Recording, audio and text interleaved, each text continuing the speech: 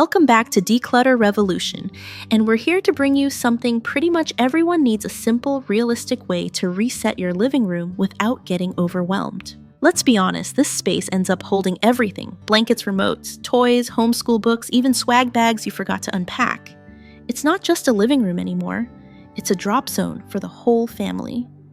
Sound familiar? In today's video, I'm walking you through a real-life cleanout, one small section at a time, and sharing how I handle those moments when I don't know where to begin, what to keep or what to toss. Yesterday, we talked about how organizing less can actually make your home feel calmer because complicated systems just create more stress.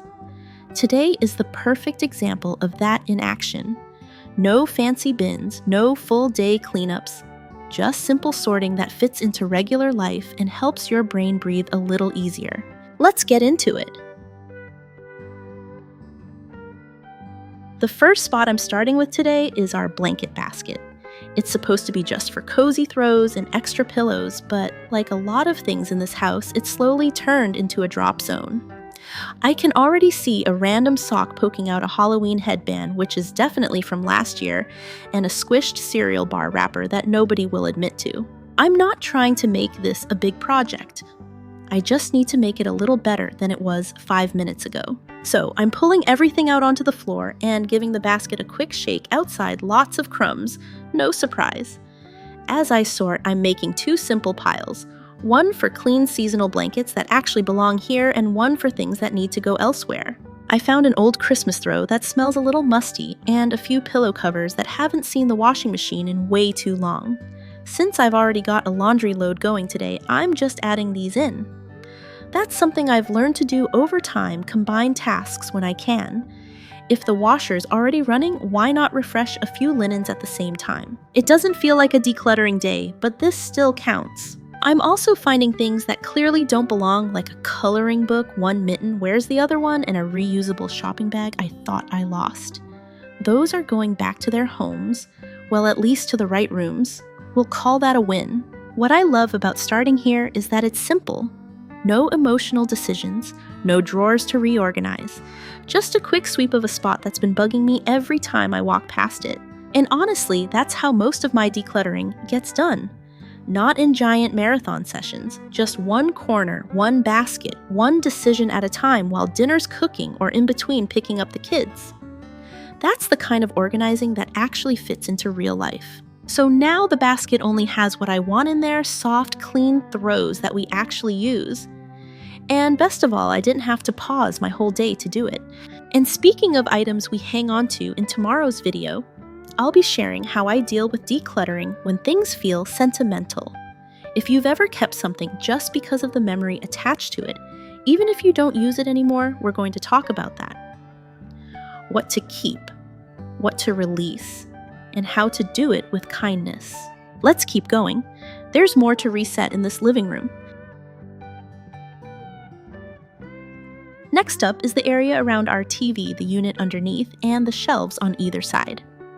This is one of those zones that looks organized from a distance, but once you open a cabinet or pull out a bin, it's chaos. Books, remotes, board games, notebooks, random school papers, all mixed together. I don't know when this became the catch-all for anything that didn't have a home, but here we are. I'm starting by opening every door and pulling everything out. Not to make a bigger mess, although it might look like that, but to see exactly what's here. Because half the time I forget what we've even stashed in these spots. And if I don't know it's here, I'm definitely not using it.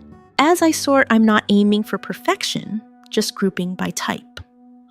All the books in one pile, games in another, and homeschool stuff in a third. That's it. No bins, no labels, just basic sorting to make sense of what we actually own. Already, I've found 3 chapter books that belong in my son's room, a deck of cards with half the pieces missing, and a homeschool workbook that somehow ended up in the game drawer.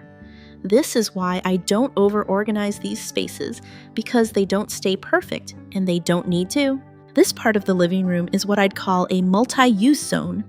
We watch movies here, play games, sometimes even do school or fold laundry on the couch nearby. So instead of trying to keep everything super separate, I'm just trying to keep things roughly grouped so it's easy to grab what we need and put it back. That's the real goal, not Pinterest-level matching bins, but flow. Function. I'm also pulling out anything that's clearly not used. There's a puzzle box that's been missing pieces for over a year, and I know nobody's touched it since.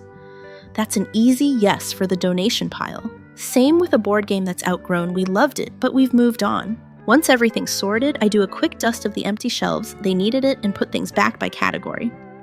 It's not perfect, but it's clear, and that's more than enough. The nice thing is, once you've grouped it becomes obvious what doesn't belong. And once that mental fog lifts, the whole space feels lighter, even if you only shifted a few things around. Now I'm moving over to what we call the tech cabinet, which is basically where all the random electronics and cords go when no one knows what to do with them. It's tucked under the TV, and I try to keep it semi-organized, but let's be honest, it's a drawer full of question marks. First thing I see, a tangle of charging cables, some we use every day, some I'm not even sure what device they go with anymore. There's also at least 3 remote controls, a couple of empty boxes, and one of those tiny screwdrivers that comes with battery-operated toys. This drawer has personality. Instead of dumping everything out, I'm just going layer by layer. The goal here isn't to get rid of everything because we actually use a lot of this, but to figure out what's working, what's broken, and what we're not even sure about yet. I've learned that with tech, it's okay to press pause. You don't have to decide on the spot. Like this remote, I think it goes to the old DVD player, but I'm not totally sure if we even use that anymore. I'll set it aside in a little hold pile. Same with this charging cord that might go to someone's old tablet. I'll ask the kids when they're back from their friend's house. If no one claims it in a week or 2, then I'll donate or recycle it. That's the mental shift I've had to make over the years. Not everything needs to be sorted right now, especially when it's stuff used by multiple people in the house. Giving it a little breathing room doesn't mean you're avoiding the task, it just means you're respecting that it's a shared space. I also found a stack of AA batteries, a label maker I completely forgot we owned, and a tiny speaker that probably still works. But no one's used it in months. I'm putting the speaker with the check with the family pile too. Because decluttering for yourself is one thing, but doing it for everyone else without asking usually backfires. On the flip side, some things are obvious, like the handful of twist ties and empty packaging straight to the trash. And I finally found the backup Roku remote we lost months ago. That's a win. After sorting, I take a quick wipe to the bottom of the cabinet because dust just loves electronics, and then put things back with a bit more logic, remotes in one section, cords in another, batteries in a small tray. Nothing fancy, just enough structure to help me find what I need without digging. And here's the thing, the drawer still looks kind of full. It's not minimalist, but now I know what's in there. And that's the difference. It's not about having nothing, it's about not feeling confused or frustrated every time. This next little spot is what we call the baby cabinet. It's one of those lower cupboards in the living room that I've always kept stocked with soft toys, books, and a few toddler-friendly things for when friends or family visit with little ones. We don't have babies in the house every day anymore, but I still like having a place like this ready. It saves so much scrambling when someone shows up with a diaper bag and a sleepy toddler. But since we haven't opened this cabinet in a while, it's probably due for a check. First thing I notice, there's a sock in here. Not a baby sock, a tween-size sock that clearly wandered over from my daughter's room. There's also a random puzzle piece, a few hair ties, and a handful of things that definitely aren't baby safe, like a stray bouncy ball and some tiny Lego bricks. This is exactly why I like doing these mini checks before we have company.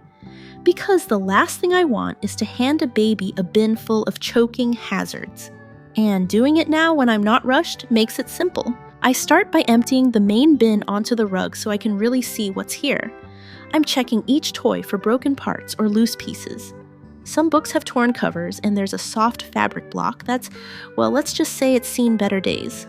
That one's going. I find a shape sorter, and at first I think we've lost half the pieces, but after digging I find enough of them to keep it useful. Still fun, still safe, it stays. A few things surprised me, like a tiny rattle I forgot we had, and a set of soft stacking cups that always get used when babies visit. Those go right back in. And then there's the sentimental maybe pile. A soft book my daughter used to love when she was little. I hold it for a second, smile, then put it back in the bin. Not because we need it, but because it still gets played with and I'm not ready to let it go just yet.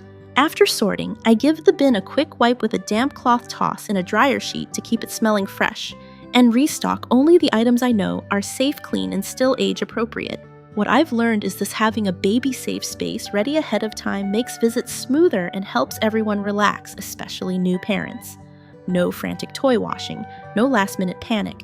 Just open the cabinet and let the little one explore. And when you maintain it every so often, like now, it only takes a few minutes. All right, baby bin is clear, calm, and ready for the next tiny visitor. Let's keep moving. Now that I'm already near the front door, I'm going to tackle our little entryway area. It's where we hang coats and drop bags, and it's one of those spots that somehow manages to collect stuff no matter how many times I clear it. Right away, I see my heavy winter coat still hanging there in the middle of fall. It's been chilly in the mornings, sure, but I haven't worn this in months. Next to it is my husband's thick vest and 2 tote bags that have definitely been there longer than they should have. One of them looks familiar. It's from an event we went to back in the spring. I open it up and of course find the shoes I've been looking for since June. I wore them once, threw them in the swag bag on the way home and completely forgot about them. Out of sight, out of mind. This is the funny thing about free stuff. That event bag came with a bunch of branded goodies, a water bottle, a keychain, some brochures. I didn't even look through it back then. And here it is still sitting here, taking up space and holding shoes I actually needed. That's when it hit me. Free things aren't really free. They still cost something. They take up physical space. They cost you mental energy every time you walk past them and think, I should deal with that. So I'm asking myself the same questions I always ask when I come across freebies. Would I buy this if it weren't free? Do I actually use it? Does it deserve a home in this house? The answer for most of it is no, so I'm keeping the shoes, obviously, and letting go of the rest. The bag itself is still in good shape, so I'll donate it. The rest goes straight to recycling or trash. I also pulled down a few other jackets that we're not using right now and moved them to our closet.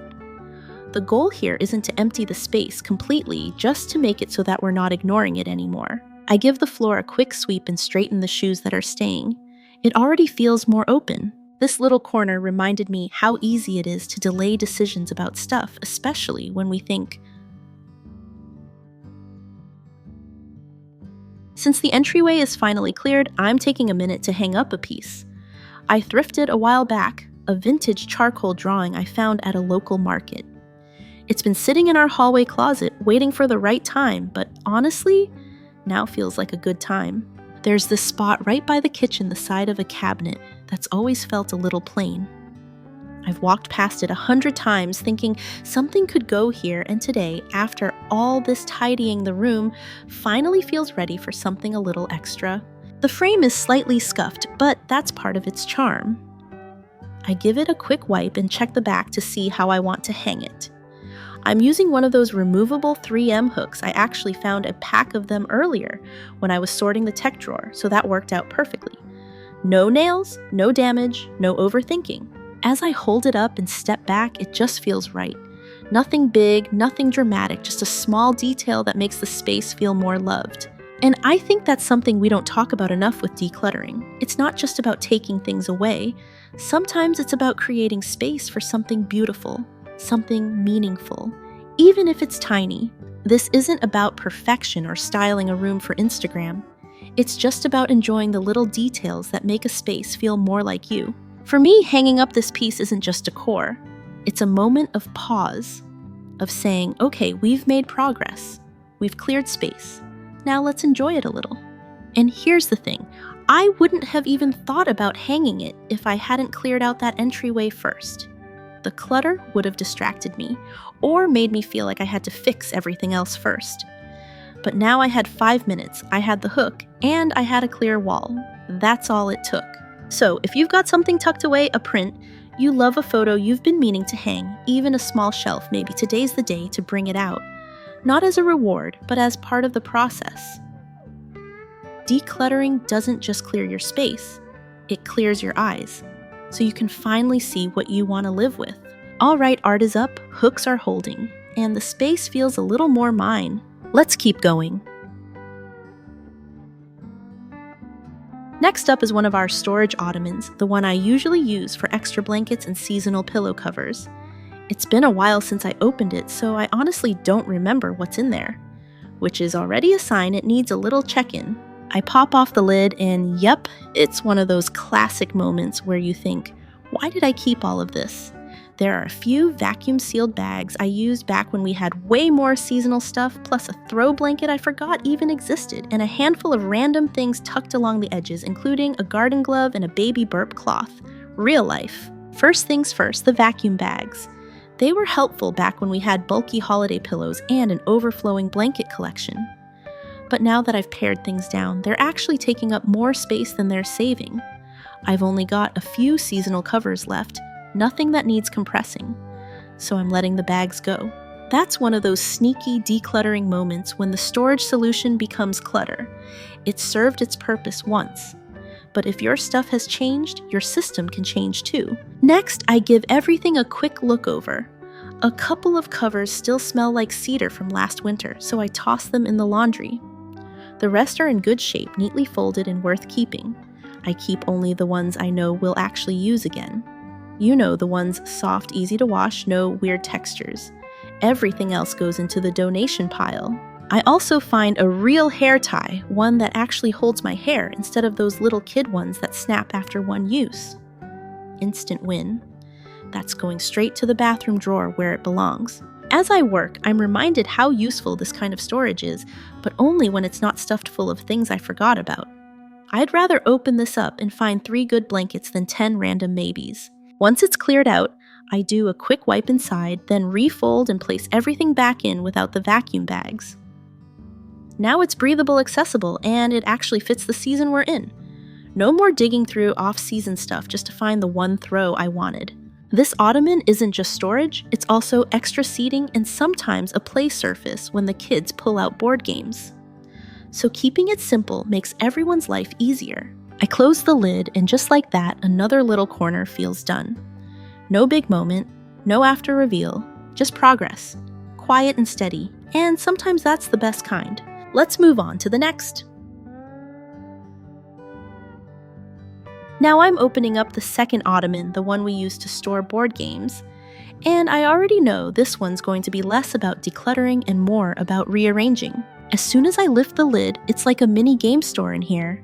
Monopoly, Uno Clue, some card games, puzzles, and a few strategy games the kids have really gotten into lately. It's definitely full, but not chaotic. And more importantly, we actually play with these. I take everything out just to see what's what and to check if anything's missing pieces or totally beat up. One of the puzzles is missing the lid and a game box has seen better days, but everything else is in good shape. And here's the thing, just because I'm decluttering doesn't mean I have to get rid of something. We're still in a season where we play board games often, rainy afternoons, family nights, weekends when we try to keep screens off. These games are used. They bring people together. That's the whole point of having a home that works. So instead of forcing myself to let something go just for the sake of decluttering, I'm choosing to keep it all, but store it better. I group the smaller card games into a zip pouch to keep them from getting lost in the shuffle. The bulkier boxes go in first laid flat so the lid closes easier. I tuck a few loose pieces into a baggie and tape it to the inside of one box just to avoid another missing die situation next week. This is also a good moment to remind myself organizing isn't just about removing.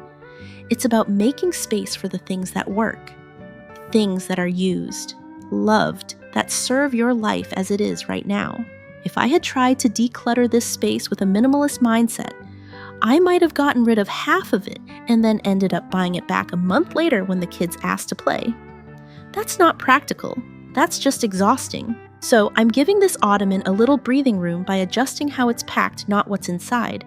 And now everything fits without being crammed, and it's way easier to grab a game without shifting an entire tower. It may not look dramatically different, but it feels better, which honestly is what most successful organizing should do.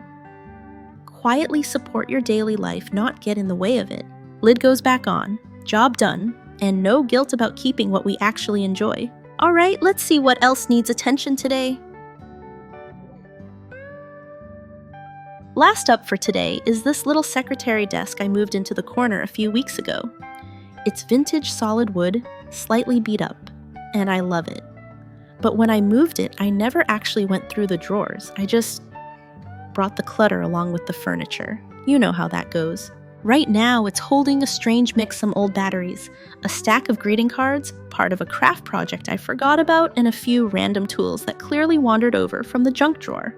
Not exactly the organized paper station I had in mind. So I'm clearing everything out and starting fresh, not because I want it to look pretty, but because I want it to be useful. I've been needing a place to keep stamps, envelopes, pens, and all those little admin things that always seem to go missing when you need them.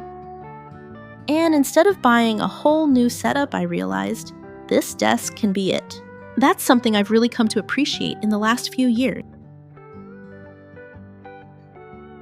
All right, taking a step back. We didn't declutter the whole house today, but we did a lot. We cleared out a blanket basket that had turned into a catch-all. We sorted through the tech drawer without pressure to make instant decisions. We checked the baby cabinet to make sure it's still safe and useful. We tackled the entryway and let go of a few things we didn't actually choose, just happened to collect.